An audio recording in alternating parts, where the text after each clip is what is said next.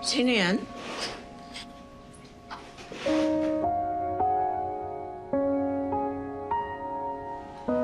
Sabi na lang kung sino yan. Wala kasi si Dad dito. May emergency meeting, but he's gonna be back soon.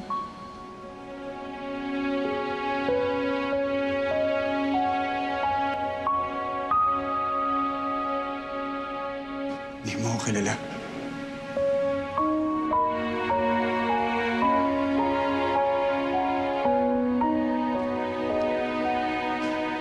Recipient of the Maria Rosario Balmores Foundation Service to the People Awards.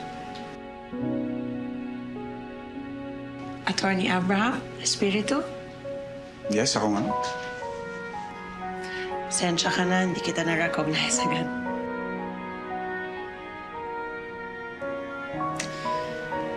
Bulag kasi ako.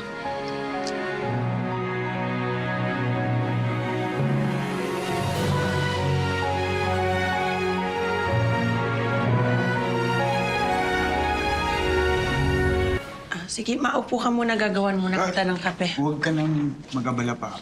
Please.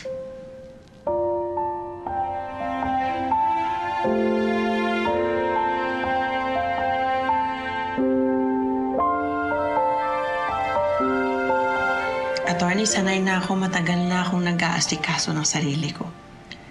Maupo ka muna. No, please, please. Nasa sa gilid. Okay lang.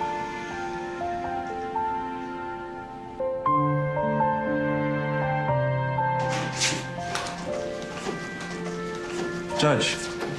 Attorney Espiritu. Just in time. Dad, Yeah. I'm gonna get going. I'm just here for the documents. Oh, okay. Mag-iingat ka, anak. Yes. Attorney. Salamat, Mercy.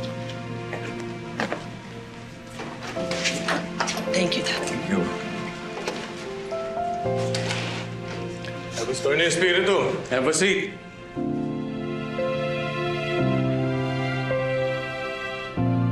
Attorney Espiritu. Hindi ko alam na. Hindi mo alam na bulag siya.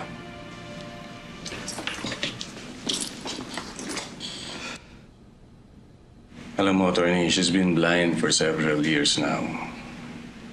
Pero nagkaroon na naman ng improvement. Noong una, she was totally blind. Pero with the help of her therapy, ngayon, gradually meron ng improvement. Nakakakita na siya ng liwanag. Ibig sabihin makakita siya muli. May posibilidad, Judge. Yes.